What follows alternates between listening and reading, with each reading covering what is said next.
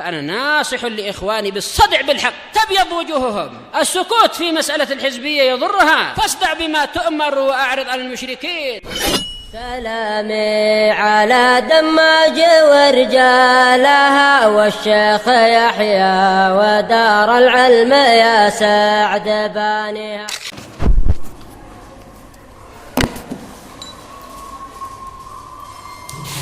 بسم الله الرحمن الرحيم. إن الحمد لله نحمده ونستعينه ونستغفره ونعوذ بالله من شرور أنفسنا ومن سيئات أعمالنا. من يهده الله فلا مضل له ومن يضلل فلا هادي له. وأشهد أن لا إله إلا الله وحده لا شريك له وأشهد أن محمدا عبده ورسوله صلى الله عليه وعلى آله وسلم. أما بعد.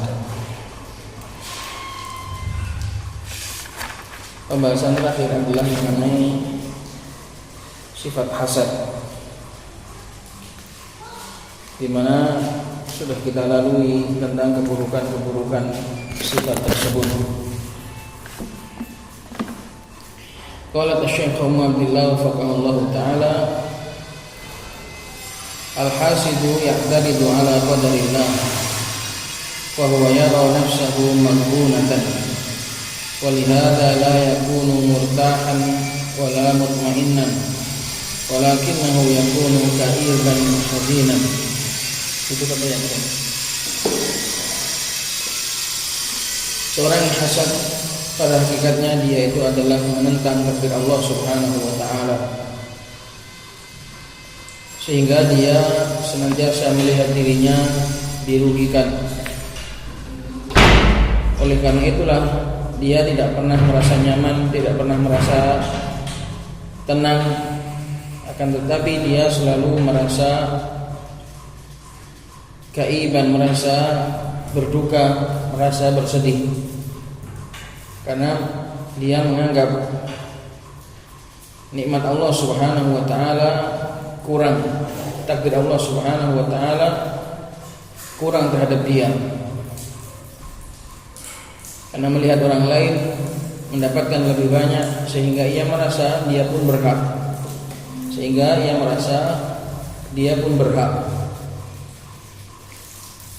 maka dia akan terus terbawa dan ditawan oleh perasaan tersiksa dan menderita ini, sehingga dia akan menjadi korban pertama kali dari sifat hasadnya.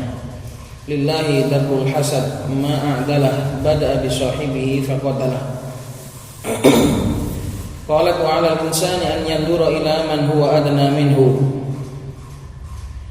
Ini merupakan obat berikutnya dari penyakit hasad. Hendaknya bagi seseorang untuk melihat kepada orang lain yang kondisinya di bawah dia. Kalau kemarin obat hasad, hendaknya kalau dia melihat orang lain lebih tinggi, hendaknya dia juga mencari ketinggian tersebut, sebagaimana nasihatnya salah satu anak dari Nabi Adam. Maka ayat ini, ayat kisah dua anak Adam ini adalah merupakan langkah mengobati orang dengki.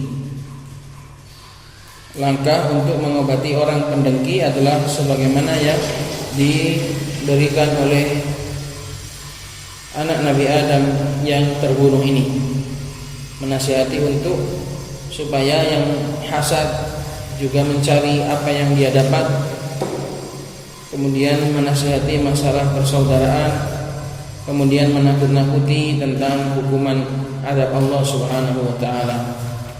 Itu merupakan obat. Cara mengobati orang dengki seperti itu, diajak untuk mencari apa yang dia inginkan, kemudian diingatkan tentang persaudaraan dan ditakut-takuti dengan azab Allah Subhanahu wa ta'ala. Kemudian ini obat berikutnya, disuruh untuk melihat kondisi yang lebih rendah dari dia. Jadi kalau tadi kan dia kan orang hasad itu kan melihat orang yang lebih tinggi dari dia. Nah, kalau dia melihat orang yang lebih tinggi dari dia, kok obat-obat tadi itu nggak berfungsi, manjur, disuruh untuk mencari, juga disuruh untuk mendaki sebagaimana yang didaki oleh orang yang tinggi tadi, ternyata itu nggak mampu untuk mengobati penyakit dengkinya, maka pakai obat yang lain. Obat diturunkan saja, karena dia nggak bisa melihat ke atas. Dia kalau melihat ke atas itu sakit.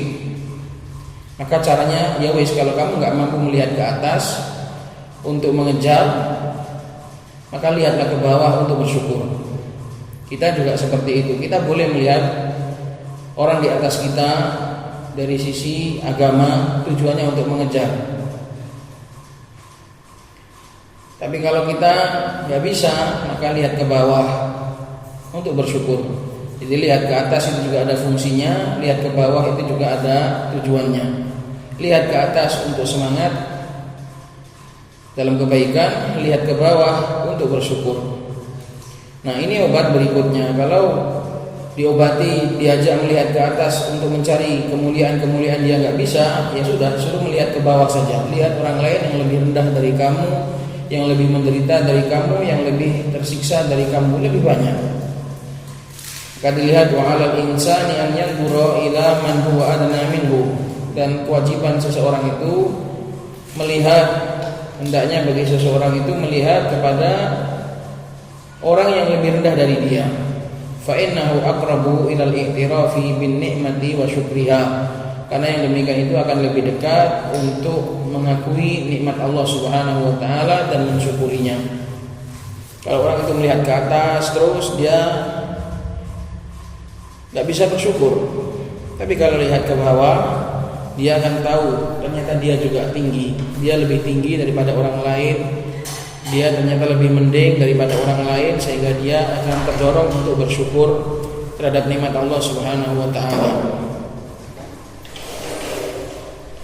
Wan nadharu ila man huwa fawq yuaddi ila al-ka'abati wal hazani wastisgharin nafsi wa adami syukr.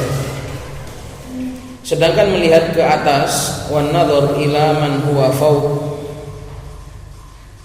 ila man huwa fawq, ini lafadznya kurang pas. Ila man huwa fawqahu atau ila man huwa fil fawq.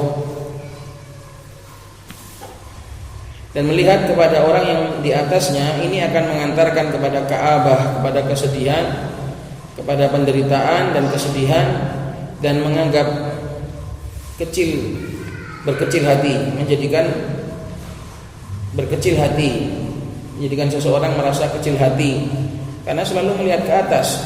Wa adami syukur, dan juga menjadikan seseorang tidak bersyukur. Qala Imam Muslim rahimahullahu taala, haddatsani Zuhair bin Harb qala haddatsana Jarir wa haddatsana Abu Quraib qala haddatsana Abu Muawiyah tahwil, itu artinya tahwil. Wa haddatsana Abu Bakar bin Abi Syaibah wal lafdhu lah qala haddatsana Abu Muawiyah wa Waqi'un an al-A'mash an Abi Shalih an Abi Hurairah radhiyallahu ta'ala anhu qala Rasulullah sallallahu alaihi wasallam, unduru ila man asfala minkum wa la tanduru ila man huwa fawqakum fa huwa ajdaru an la tazdaru nikmatallah. Dari Abu Hurairah radhiyallahu ta'ala anhu, Rasulullah sallallahu alaihi wasallam bersabda, lihatlah kepada orang yang berada di bawah kalian. Kalau dalam urusan dunia, ini dalam urusan dunia, lihatlah kepada orang yang berada di bawah kalian. Dari sisi ekonomi, dari sisi kesehatan, dari sisi kondisi-kondisi dunia yang lain, lihatlah ke bawah. Wala tanduru ila man huwa fawqakum, dan janganlah kalian melihat kepada orang yang ada di atas kalian. Fahuwa, ini kembali kepada yang pertama, karena sesungguhnya maka dia itu melihat ke bawah, ajdaru,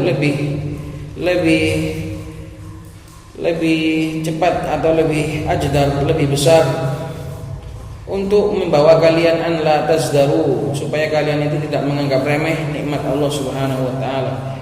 Itu lebih menjadikan kalian tidak meremehkan nikmat Allah Subhanahu wa taala. Maka ini kunci kenikmatan, melihat ke bawah. Dan dari hadis ini kita bisa mengetahui kesalahannya orang-orang yang mereka mengatakan, atau status-status media sosial yang lagi rame bilangnya apa? Kunci kenikmatan jangan melihat nikmat orang lain. Ini salah. Ini adalah omongannya Gus Baha. Beda dengan ucapannya Nabi. Kalau ucapannya Nabi suruh melihat ke bawah. Kalau ucapannya orang-orang zaman sekarang, kunci nikmat, kunci kenikmatan itu jangan cuma satu. Apa katanya? Jangan melihat kenikmatan orang lain. Kalau kamu lihat kenikmatan orang lain, hilang nikmat yang ada pada kamu. Itu juga orang Raja juga mengatakan seperti itu. Terus juga sering dibawa oleh orang-orang yang menisbahkan diri kepada salaf. Ini namanya mereka dibesarkan media sosial. Ya gini, kalau dapat ilmu dari sosmed ya gini, asal ada diambil, asal ada diambil. Ini salah. Ini merupakan kesalahan. Jadi lagi viral kalimat tersebut. Kunci kenikmatan itu satu, jangan lihat nikmat orang lain. Nah, itu kalau buatan orang zaman sekarang. Kalau ucapannya Nabi gak gitu. Kunci kenikmatan, lihatlah kepada orang yang lebih rendah. Kalau kita gak melihat nikmat orang lain gimana? Gak bisa.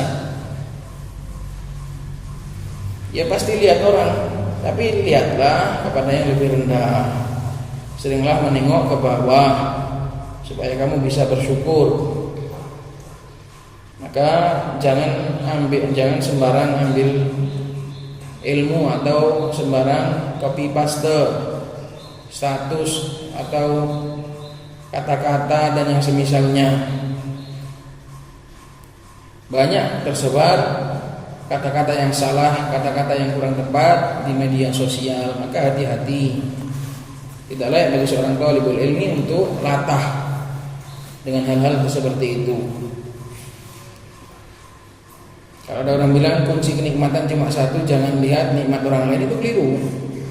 Bahkan kalau yang dikatakan oleh Nabi, kunci kenikmatan itu ya lihat ke bawah, supaya kita bisa bersyukur. Lihatlah nikmat orang lain, tapi yang bawah, yang rendah, yang lebih sedikit dari kamu. Itu akan lebih mendorong seseorang untuk bersyukur. Maka ini obat bagi seorang yang dengki. Kalau dia merasa melihat orang lain yang di atasnya, dia merasa sakit hati, merasa dengki, caranya lihatlah ke bawah. Kamu akan bersyukur. Jangan cuma lihat ke atas terus, jangan hanya lihat ke atas saja. Ini obat berikutnya. Namanya penyakit itu macam-macam obatnya. Kadang pakai obat ini gak mempan, ganti merek lagi, gak mempan lagi, ganti merek, bismillah mempan. Hasad juga seperti itu. Kadang diobati dengan obat ini belum mempan, diobati dengan obat lebih tinggi lagi baru mempan dengan izin Allah Subhanahu wa taala. Maka ini berbagai macam obat untuk menangani penyakit dengki. Di antaranya adalah melihat ke bawah. Qala wa mahma usibal insanu fi dunyahu falaysa bi syai'in bin nisbati li salamati dinihi. Dan bagaimanapun juga seorang hamba itu diberikan musibah di dalam urusan dunia, itu bukanlah apa-apa dibanding selamatnya agama, dibanding keselamatan agama seseorang. Jadi sehancur apapun kita terkena musibah dunia, kalau atau asalkan agama kita masih aman, itu enggak gores apapun. Omah musibal insan, bagaimanapun juga sebesar apapun manusia diberikan musibah dalam urusan dunia, itu tidaklah mengapa, tidaklah apa-apa dibandingkan dengan keselamatan agamanya. Asal agamanya masih selamat, dia mendapatkan musibah berupa sedikitnya atau sempitnya ekonomi, sempitnya kesehatan, sulitnya kehidupan, itu masih selamat, masih mending dibanding kalau dia kena musibah dalam urusan agama. Nah, dengan demikian seorang itu bersyukur. Ini juga merupakan obat berikutnya. Kurangnya perkara dunia itu loh tidaklah sesuatu, bukan perkara yang berarti asalkan seseorang agamanya selamat. Tapi kalau kita sudah terkena musibah dalam urusan dunia, sudah disempitkan oleh Allah dalam urusan dunia, kok hati kita juga malah hasad, malah dengki, ya berarti dua-duanya hancur, dunianya hancur, agamanya juga hancur. Makanya jangan hasad. Kamu itu sudah kalah dunia, kalah pula masalah agama. Sudah kalah dunia. Orang hasad itu kan karena urusan dunia biasanya. Jarang orang itu hasad karena urusan akhirat, jarang. Langka sekali orang itu hasad memiliki ghibthah dalam urusan akhirat. Rata-rata hasad itu ya karena urusan dunia. Berarti orang hasad itu kan kalah saingan dalam urusan dunia kan. Nah kalau dia itu masih hasad lagi, membiarkan sifat hasadnya, menuruti sifat hasadnya, berarti ya kalah dua-duanya. Dalam urusan agama pun dia kalah. Makanya sudah kalah dunia, jangan hasad. Kalau kamu hasad, ya tambah kalah agama juga. Orang yang kamu hasati menang dunianya, juga menang agamanya, karena dia nggak hasad, nggak sombong. Qala min i'tiradil hasidi ala qadarillah, dan di antara bentuk penentangan seorang yang hasad terhadap takdir Allah Subhanahu wa taala, annahu law yaqdiru ala salbin ni'mati min anil man'umi alaihi la fa'al. Seandainya dia mampu untuk merampas nikmat dari orang yang mendapatkan nikmat tersebut, tentu dia akan melakukannya. Nah ini berarti dia menentang takdir Allah, karena dia berusaha sekuat mungkin untuk memindah takdir Allah tadi. Andai dia mampu, dia akan pindah takdir Allah tadi. Dia ditakdirkan rendah, orang lain takdirkan tinggi. Kalau dia mampu, dia akan rubah takdir Allah. Kalau seandainya takdir itu ada tombolnya, dia pencet sendiri itu diam-diam. Dipencet dan dirubah nikmat tadi ke dia. Nah, ini namanya enggak terima dengan takdir Allah Subhanahu wa taala. Imma bija'lihi faqiran ba'da an kana ghaniyan. Bisa jadi dengan cara menjadikan orang yang mendapatkan nikmat tadi fakir, setelah dia itu menjadi orang kaya, direbut kayanya itu dipindah ke yang hasad tadi, terus yang mendapatkan kekayaan tadi jadi miskin. Awadian ba'da an kana azizan, atau dijadikan rendah setelah sebelumnya dia itu adalah orang yang aziz, yang terhormat. Au jahilan ba'da an kana aliman, atau dijadikan bodoh setelah sebelumnya dia itu adalah orang yang berilmu. Jadi kalau seandainya takdir itu ada tombolnya, orang hasad itu sudah mencari kesempatan untuk memencet tombol memindah takdir. Yang berilmu dijadikan bodoh, dipindah ke dia. Yang kaya dipindah lagi jadi miskin, dipindah ke dia. Ini cita-cita orang yang hasad, memindah nikmat kepada dirinya. Aurabuban ba'da an kana dzabanin, atau menjadikan seseorang itu robub. Robub man la ya'ishu lahu waladun, orang yang anaknya tidak ada yang hidup, itu namanya robub. Yang anaknya meninggal semua itu namanya robub. Man la ya'ishu lahu walad, orang yang tidak hidup satupun anaknya. Atau menjadikan dia sendirian ba'da an kana dzabanin, setelah dia memiliki banyak anak.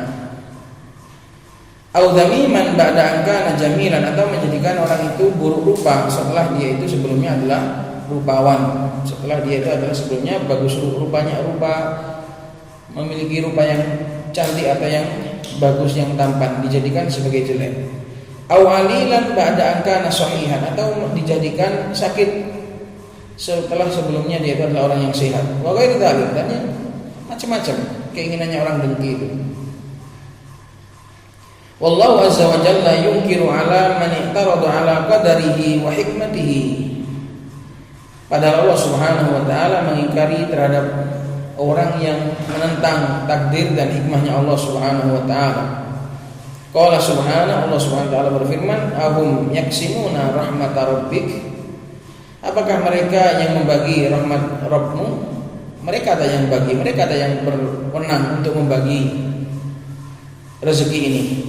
Nahnu qasamna bainahum ma'isyatahum fil hayatid dunya.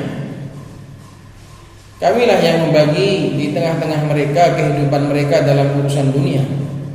Wa rafa'na ba'dahum fawqa ba'din darajatin, dan kami angkat sebagian mereka di atas sebagian yang lain derajat-derajatnya. Liyattakhidha ba'duhum ba'dan sukhriya, sebagai ujian.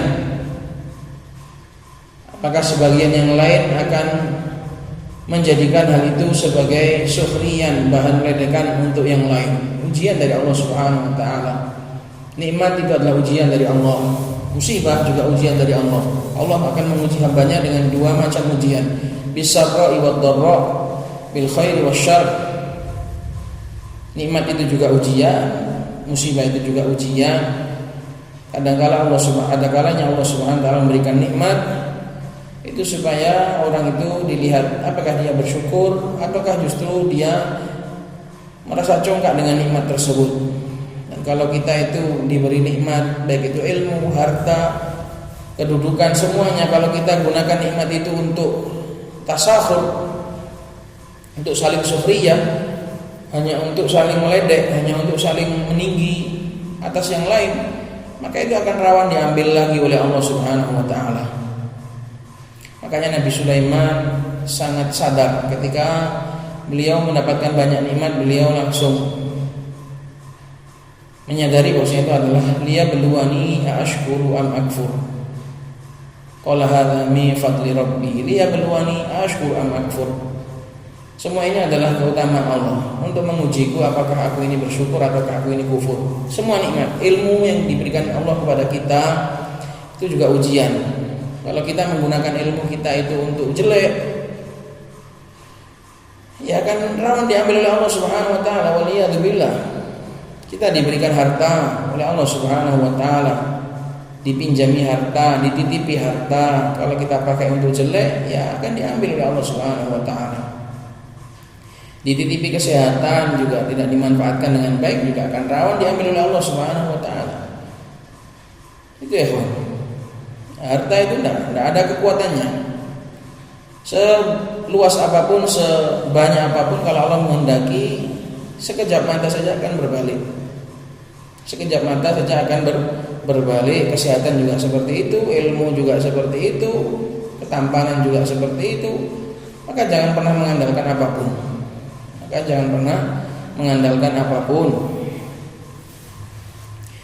Dan hakikatnya ketika seorang itu punya apa-apa,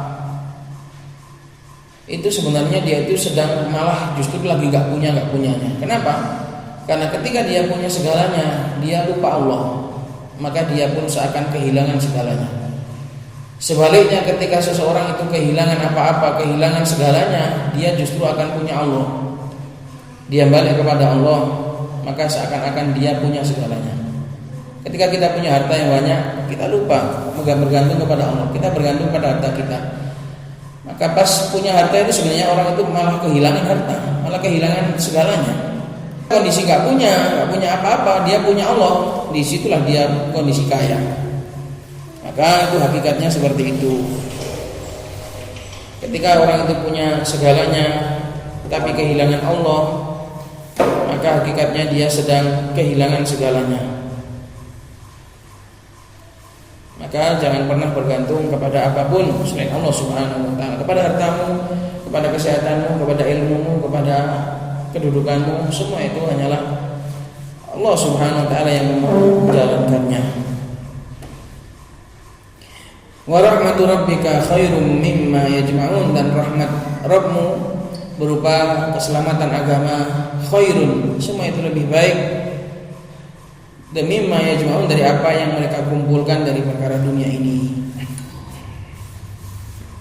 Maka di sini ingkar dari Allah Subhanahu wa taala. Allah mengingkari awum yaksimuna rahmat rabbik, istifham yang bermakna taubih. Apakah mereka yang membagi rahmat Allah? Kok apa bisa mereka membagi rahmat Allah? Bingung nanti kalian. Kalau benar-benar seandainya takdir itu dipasrahkan kepada kita, malah hancur semua. Jadi yang merasa bisa kemudian kayaknya yang pas itu dia itu nggak berilmu, aku yang lebih pas untuk berilmu. Kayaknya yang pas itu dia nggak punya harta, akulah yang pas punya harta. Kalau seandainya itu benar-benar dipasrahkan kepada kamu, hancur semua, malah hancur semua. Maka ridho dengan takdir Allah Subhanahu wa taala, rela dengan pembagian dari Allah Subhanahu wa taala, itu adalah kunci kebahagiaan. Wa qala subhanahu wa ta'ala wallahu faddala ba'dakum 'ala ba'din fir rizq. Allah lah yang melebihkan sebagian dari kalian atas sebagian yang lain dalam urusan rezeki. Maka semua itu adalah Allah. Kalau kamu enggak terima, berarti kamu enggak terima dengan takdir Allah. Wa qala syair, berkata seorang penyair, ala kulli man kana li hasida atadri ala man asa'tal adab. Asa'ta 'ala Allah fi fi'lihi li'annaka lam tarda li ma wahab fajazaka minhu bi anzadani wa sadda 'alaika wujuhat talab. Ala, ketahuilah, kulli man kana li hasidan, katakanlah terhadap orang yang iri dan dengki kepadaku, atadri, tahukah kau wahai pendengki, ala man asa'tal adab, kepada siapa kau sudah kurang ajar. Asa'ta 'ala Allah fi fi'li, sebenarnya kamu itu kurang ajar kepada Allah. Engkau berburuk adab kepada Allah Subhanahu wa taala di dalam perbuatan Allah. Li'annaka, karena engkau lam tardoli, enggak rela apa yang Allah berikan kepadaku. Ma wahaba, apa yang Allah berikan untukku enggak kamu rela. Jadi sebenarnya kamu itu enggak marah kepadaku, kamu marah kepada Allah. Fajazaka minhu bi anzadani, maka Allah membalasmu dari sifat hasadmu itu dengan cara menambahku, wasadda 'alaika, dan Allah membuntu atasmu wujuhat talab, jalan-jalan untuk pencarian, enggak dapat, malah kesulitan kamu. Itu balasan orang yang hasad. Wa qala akhar, berkata penyair yang lain, sallim li rabbika ya hasud wa la takun fi ma yuridullahu bil muta'arridi. Farrizqu maksumun wa ma min musirin aw musirin illa bi amrin qad qudi. Pasrahlah kepada Allah, kepada Rabbmu wahai pendengki, dan janganlah engkau dalam apa-apa yang Allah inginkan menjadi seorang penentang. Bil muta'arrid, menjadi seorang penentang. Janganlah engkau dalam apa-apa yang Allah inginkan menjadi seorang penentang. Karena sesungguhnya rezeki itu telah dibagi dan tidak ada dari orang yang lapang atau orang yang sempit, kecuali semua itu adalah dengan perkara yang telah ditetapkan.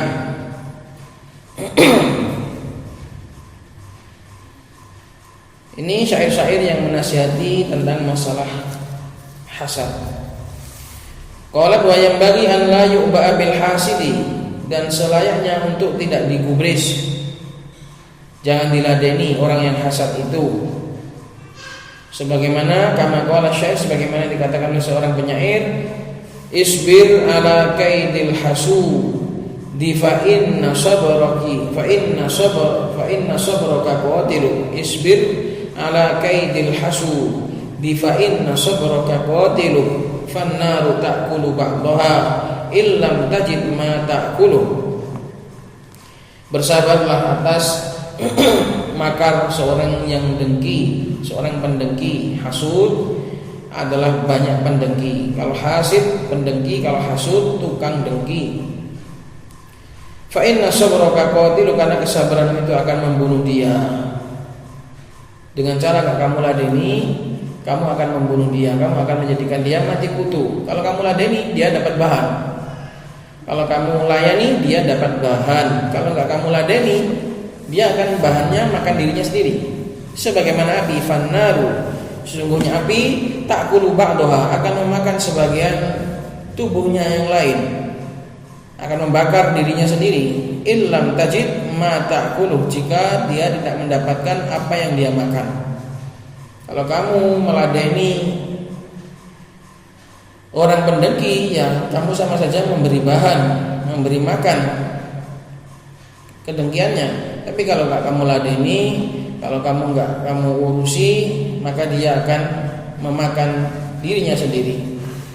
Sebagai gantinya hendaknya kita berlindung kepada Allah. Jangan diladeni, tapi berlindunglah kepada Allah. Wa qad amarallahu nabiyahu bit ta'awudzi minal hasidi, dan Allah sungguh telah memerintahkan nabinya untuk meminta perlindungan dari orang yang berbuat hasad. Jadi jangan digubris, jangan diladeni, jangan ditanggapi, tapi mintalah perlindungan. Bukan berarti disepelekan. Jangan menyepelekan orang yang hasid. Bukan berarti disepelekan, tapi jangan diladeni. Mintalah perlindungan kepada Allah. Karena Allah telah memerintahkan nabinya untuk meminta perlindungan dari orang yang hasad. Faqala qul a'udzu birabbil falaq, katakanlah aku berlindung dengan Allah sang pemilik fajar, min syarri ma khalaq, dari keburukan ciptaannya, dari keburukan apa yang dia ciptakan, wa min syarri ghasiqin idza waqab, dan aku berlindung dari keburukan malam ketika menjadi gelap gulita, wa min syarrin naffatsati fil 'uqad, dan dari keburukan para peniup, para tukang sihir yang meniup di dalam buhul-buhul mereka, dalam ikatan-ikatan sihir mereka, wa min syarri hasidin idza hasad, dan aku berlindung dari keburukan seorang yang hasad ketika dia sedang hasad, ketika dia telah hasad. Maka jangan ditanggapi, jangan diladeni, tapi mintalah perlindungan, doakan kepada Allah Subhanahu wa taala. Wa Jibril alaihi salam raqa an-nabiy sallallahu alaihi wasallam min kulli syai'in yudhihi wa min dimniha al-hasidu. Jibril meruqyah Nabi alaihi salatu wasallam dari segala sesuatu yang bisa mengganggu beliau, dan di antara yang bisa mengganggu beliau adalah orang yang hasad. Qala Imam Muslim rahimahullahu taala hadatsana Muhammad ibn Abi Umar al-Makki qala hadatsana Abdul Aziz ad-Darawardi an Yazid wa huwa ibnu Abdullah bin Usamah bin Had an Muhammad bin Ibrahim an Abi Salamah bin Abdurrahman an Aisyah zaujin Nabi sallallahu alaihi wasallam. Dari Aisyah radhiyallahu taala anha, beliau berkata, anna qalat kana idza ishtaka Rasulullah sallallahu alaihi wasallam raqahu Jibril. Dahulu apabila Nabi itu sakit, diruqyah oleh Jibril. Qala bismillahi yubrika wa min kulli da'in yashfika wa min syarri hasidin idza hasada wa syarri kulli dhi ainin.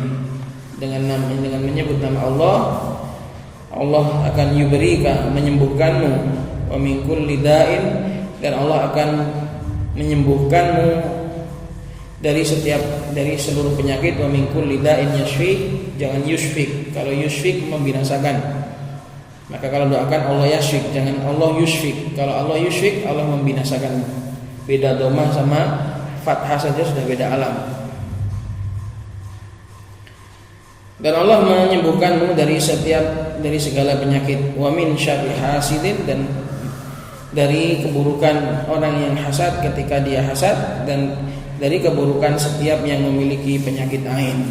Ini ruqyahnya Jibril untuk Nabi alaihi salatu wassalam. Qalat wal hasidu yansal ma'ruf alladhi suni'a ilaihi, dan orang yang hasad itu juga termasuk keburukannya, dia akan mudah melupakan kebaikan yang sudah pernah diberikan kepada dia. Karena sudah dikuasai dan dirasuki oleh penyakit ini sehingga lupa kalau dia juga pernah diberikan kebaikan. Orang yang hasad akan melupakan kebaikan-kebaikan yang pernah dilakukan kepadanya. Walaqad ahsana man qala, dan telah bagus, sungguh bagus orang yang mengatakan idza afadaka insanun bi faidah minal ulumi fakthir syukrahu abada. Wa qul fulanun jazahullahu salihah afadaniha wa khallil lauma wal hasada. Jika seorang itu memberimu faedah dengan satu faedah saja berupa ilmu-ilmu, maka perbanyaklah berterima kasih kepada dia selama-lamanya.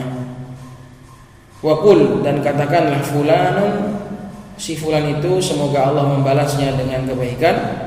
Afadaniha, dia telah memberikanku faedah tersebut. Wa khallil lauma wal hasada, dan tinggalkanlah celaan dan juga sifat hasad. Jangan hasad kepada orang yang pernah memberimu kebaikan. Qalat marji'ul baitaini taisirul ijtihad bil Ammam as-Sanani safhah 59. Dua bait syair ini diambil dari kitab Taisirul Ijtihad punyanya Imam As-San'ani halaman 59. Qalat maratibul hasad, tingkatan orang itu hasad bertingkat-tingkat. Hasadnya manusia itu bertingkat-tingkat. Ada yang sampai parah, ada yang akut, ada yang kronis, ada yang cuma gejala, macam-macam. Maratibul hasad, tingkatan hasad. Minhum man yas'a fi zawali nikmatil mahsudi. Di antara penyakit hasad itu, di antara orang yang dilanda penyakit hasad itu ada yang stadium 4. Dia akan berusaha menghilangkan nikmat orang yang dia hasadi. Orang yang dia hasadi bil baghi alaihi, dengan cara mendolimi orang tersebut, bil qauli wal fi'l, dengan ucapan dan juga dengan perbuatan. Jadi berusaha untuk menghilangkan nikmat orang yang dihasudi tadi. Ini penyakit hasad sudah stadium 4, bertinggi ini. Tsumma minhum man yas'a fi naqli dzalika ila nafsi. Kemudian di antara mereka juga ada yang berusaha untuk memindah nikmat tadi ke dirinya. Ini stadium 4. Wa minhum man yas'a fi izalati nikmatihi 'alal mahsudi faqat min ghairi naqlin ila nafsihi. Di antara mereka juga ada yang cuma berusaha menghilangkan nikmat itu dari orang yang dia hasadi saja, nggak mau merubah, nggak mau mindah. Min ghairi naqlin ila nafsi, tanpa memindah nikmat itu kepada dirinya. Wa huwa syarru ma wa akhbathu ma, dan ini lebih buruk.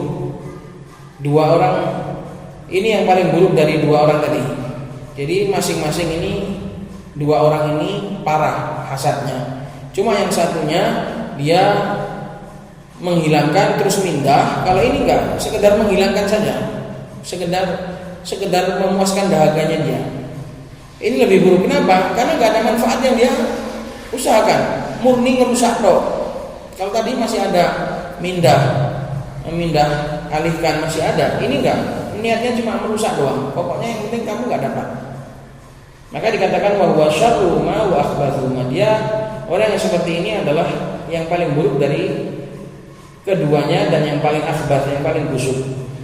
Wa hadza wal hasadul madhmumul manhi anhu. Dan ini jenis hasad ini, baik yang memindah ataupun yang sekedar merusak, ini adalah jenis hasad yang tercela, yang dilarang. Wa qismun akhar minan nasi idza hasada ghairahu lam ya'mal bi muqtada hasadih wa lam yabghi 'alal maqsudi wa lam yabghi 'alal mahsudi bi qaulin wala bi fi'lin. Ada juga jenis orang itu yang apabila dia itu merasa dengki kepada orang lain, dia tidak mengamalkan tuntutan dengkinya, dibiarkan saja dalam hati.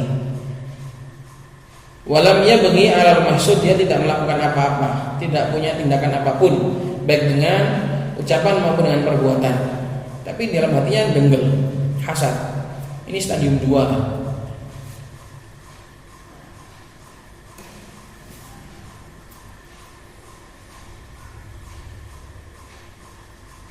Tidak dia tepis, tapi juga tidak dia lakukan dengan tindakan. Ini juga buruk.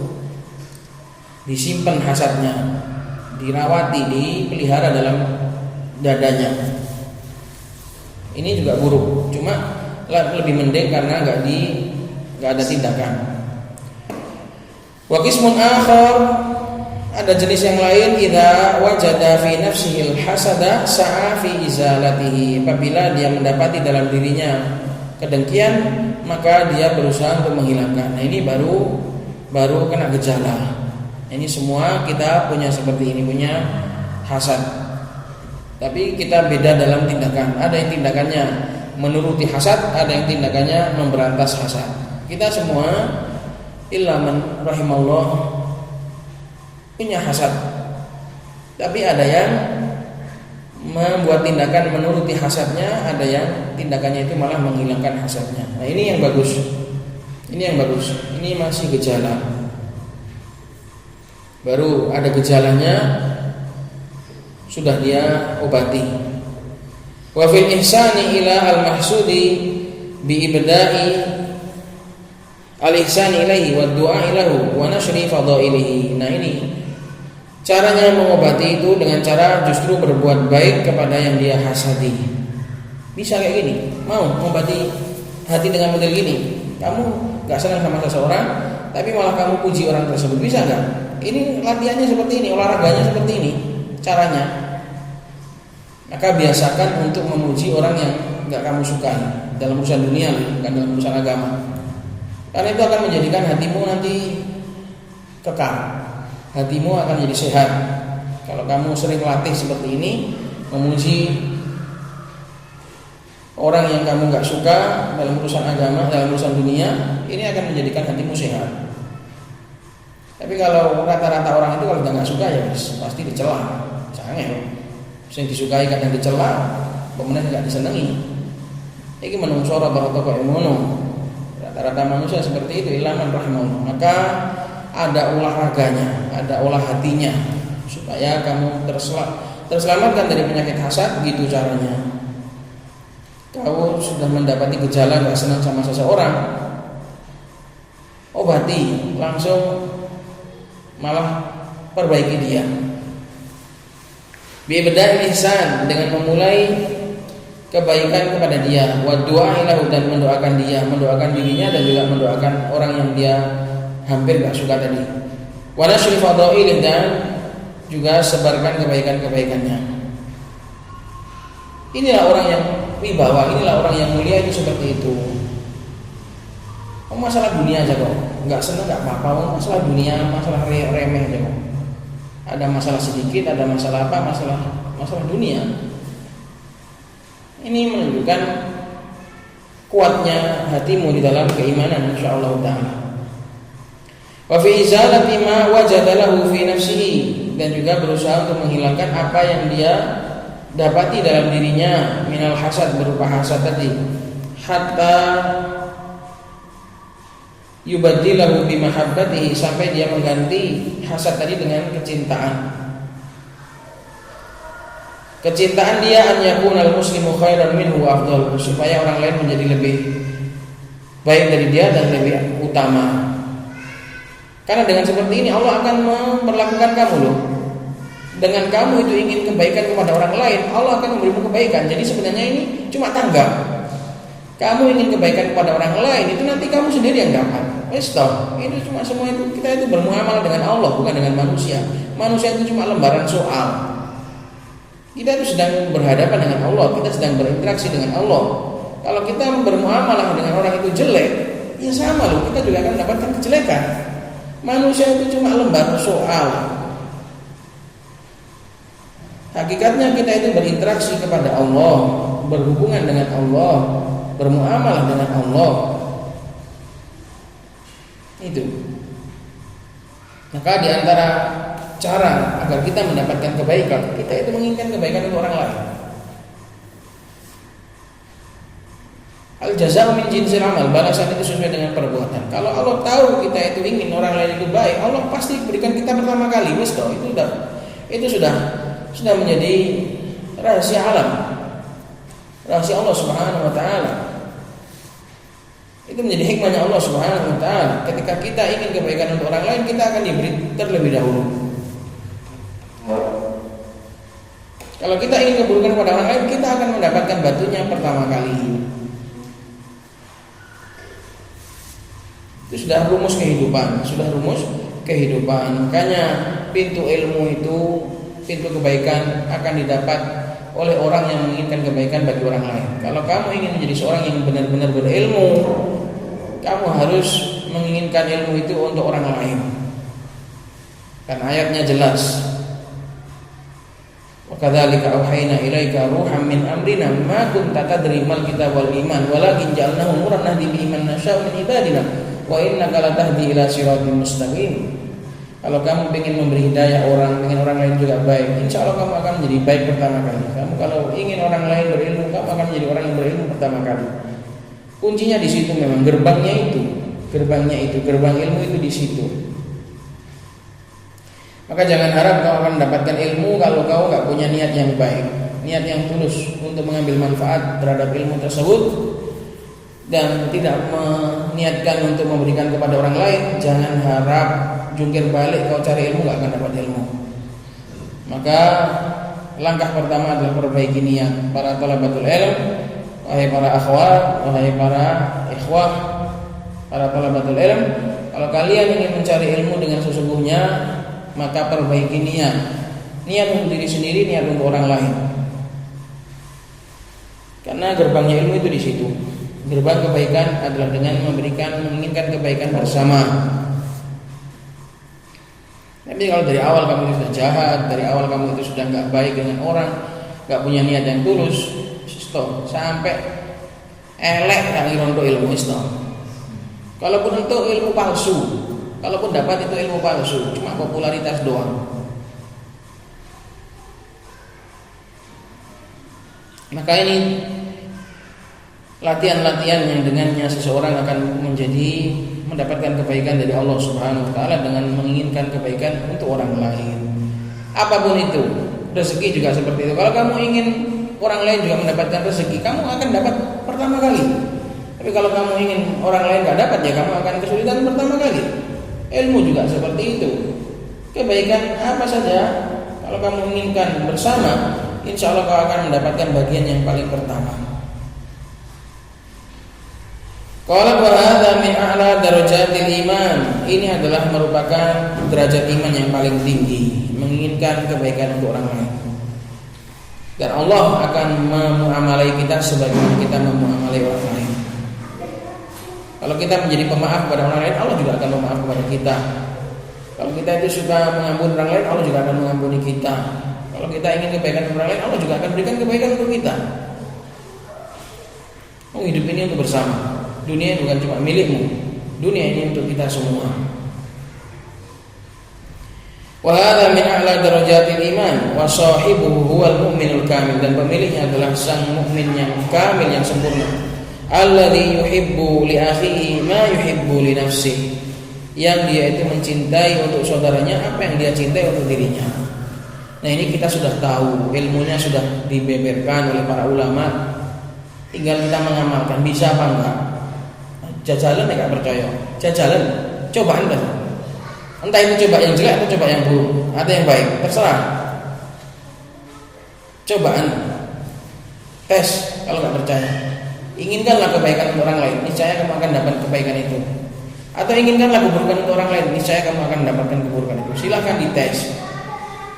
Masa belajar atau gak pernah praktek, praktek kok bisa-bisa. Terserah praktek sing elek atau praktek sing apik, terserah. Sampeyan punya akal sendiri-sendiri. Intahal murad min Jami'ul Ulum, safhah 326 ila 327. Qala wa la yaslamu minal hasadi illa man sallamahu Allah, dan tidak ada yang selamat dari sifat hasad kecuali orang yang Allah Subhanahu wa taala selamatkan dia. Lihadza qila, oleh karena itu dikatakan ma khala jasadun min hasadin. Ini jinas namanya, jasad min hasad. Tidak ada yang kosong jasad itu dari hasad. Tidak ada jasad yang selamat dari hasad. Ma khala jasadun min hasadin. Tidak ada yang kosong jasad itu dari sifat hasad. Lakin al-laima yubdihi, tapi orang yang durjana itu akan menampakkan dan mentaati hasadnya. Wal karima yukhfihi, sedangkan orang yang mulia itu akan menyembunyikan dan mengobatinya. Wa dzalika kat-tujjari fi ma bainahum. Sifat hasad ini seringnya adalah para pedagang di tengah-tengah mereka, kat-tujjar, para pedagang di tengah-tengah mereka. Wa ru'asai fi ma bainahum, para pemimpin di tengah-tengah mereka. Wadh-dharair fi ma bainahunna, dan para madu, para istri-istri di tengah-tengah mereka. Kama qala Syekh, sebagaimana dikatakan oleh penyair, hasadul fata idlam yanalu syahwahu fannasu a'da'un lahu wa khusumu kadharairil hasna'i kulna liwajhiha dulman wa baghyan innahu ladzamimu. Manusia itu akan iri kepada seorang pemuda ketika mereka tidak mencapai apa yang dicapai oleh pemuda tersebut. Sya'wahu ay ghayatahu. Sya'wun artinya tujuan. Manusia akan iri kepada seorang pemuda ketika mereka tidak meraih apa yang diraih oleh pemuda tersebut. Fannasu a'da'un, maka manusia akan menjadi musuh bagi dia, wa khusumun, menjadi lawan bertikai. Kadharairil hasnai, seperti para saingan istri yang cantik. Qulna liwajiha, para istri yang lain tadi akan mengatakan terhadap wajah si cantik tadi, dulman wa bagian, dengan kedoliman dan dengan kelaliman, innahu ladami, sungguh wajah si cantik itu amatlah buruk. Para istri yang iri kepada seorang istri yang cantik, dia akan mengatakan, alah wajahnya kok wajahnya sapa tanda kok, wajahnya welek padahal cantik. Itu manusia juga seperti itu. Dia akan mengatakan pemuda tadi jelek, pemuda tadi buruk, karena mereka enggak mendapat apa yang dia dapat. Qala wa hatta talabatil ilm, dan sampai para penuntut ilmu juga. Masalah ini enggak lepas darinya para talabatul ilm. Qad yaqubatuhum fi hadza, sebagian mereka terjatuh dalam ini. Lakin hadza nadirun baina talabatil ilmi wal ulama is-shadiqin. Tapi penyakit ini jarang antara para talabah ilm, para talabatul ilm dan para ulama yang benar-benar tulus, yang benar-benar jujur. Ini banyak di tengah-tengah para talabatul ilm secara umum, tapi sedikit di tengah-tengah para talabatul ilm yang jujur. Orang-orang yang tulus, orang-orang yang nasih, yang benar-benar menuntut ilmu itu lillahi ta'ala, untuk ketinggian Allah Subhanahu wa ta'ala, untuk ketinggian agama Allah. Insya Allah gak ada kata hasad. Mereka gak kenal hasad. Di zaman dulu, di para ulama yang mereka benar-benar tulus, gak mengenal kata hasad. Mana yang meninggi silahkan dibantu malah. Karena tujuannya untuk Allah Subhanahu wa ta'ala. Orang itu menjadi pinter di tangan kita atau di tangan orang lain, kita tujuannya untuk Allah. Ya sudah, mau murid itu banyak, mau murid kawannya sedikit, mau murid kawannya banyak, gak peduli dia. Senang aja, tetap senang aja. Karena apa? Tujuannya sama-sama berdakwah, sama-sama mengajar, sama-sama belajar. Gak ada saling gondrong-gondrokan, gak ada saling dengki-dengkian. Ini di tengah-tengah pemula. Kalau pro, thalabatul ilm yang pro, tidak ada kata hasad. Nasallallahu alaihi wasallam. Fa bi fadlillahi ahaduhum law istata'a an yudkhilal ilma fi hafidati akhihi la fa'al. Maka dengan keutamaan Allah Subhanahu wa taala, salah seorang di antara mereka, para orang-orang yang jujur tadi, andai mampu memasukkan ilmu ke dalam tas, ke dalam hafidah, ke dalam memori, ke dalam ingatan kawannya, bisa ditransfer itu, ditransfer ilmu itu. La fa'al, pasti dia akan lakukan. Jadi enggak ada ilmu kemudian malah dia gagahi sendirian. Enggak ada. Andai ilmu itu bisa ditransfer, maka akan dia transfer ilmu ke otak kawannya. Wa mimma istafadnahu minal walid alaihi rahmatullah, dan diantara apa yang kami ambil faedah dari Imam Muqbil rahimahullahu taala, dari sang ayahanda, bahwasanya beliau mengatakan, wallahi ya abnai, sungguh demi Allah wahai anak-anakku, wahai murid-muridku, law kana al-ilmu yusqa fi ka'sin la asqaitukumuhu. Andai ilmu itu bisa dituang dalam sebuah gelas, aku sudah akan memberi minum kalian semua kepada ilmu tersebut. Andai ilmu itu bisa dituang dan diminum gitu saja, gak perlu dipelajari, gak perlu capek-capek, sudah tak tuangi, sudah tak hidangkan itu biar yang cepat yang pintar. Walakin la yahsulu illa bihaqqir raqib.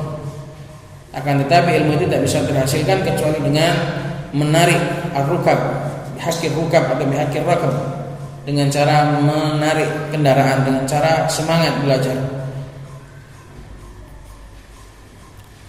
Waqad qala Yahya ibn Abi Katsir li waladihi Abdullah, dan sungguh telah berkata Yahya ibn Abi Katsir terhadap anaknya yang bernama Abdullah, la yustata'ul ilmu bi rahatil jism. Ilmu tidak akan bisa digapai dengan santai-santai.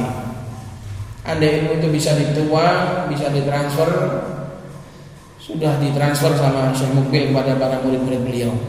Gak perlu capek-capek, gak perlu memahamkan, nggak perlu. Tapi ilmu nggak bisa seperti ilmu, harus dicari dengan penuh jerih payah. Itu baru ilmunya, belum nanti hakikat ilmu, belum nanti manfaat dari ilmu tersebut, lebih sulit lagi. Nas'alullah as-salamul afiyah wa nas'alullah taufiq wal i'anah lima yuhibbu wa yarda. Ini semuanya sudah kita sampaikan bi fadlillah taala, tinggal kita amalkan, tinggal kita minta kepada Allah Subhanahu wa taala untuk bisa mengamalkan ilmu kita. Allahumma inna nas'aluka ilman nafi'an wa rizqan thayyiban wa amalan mutaqabbalan.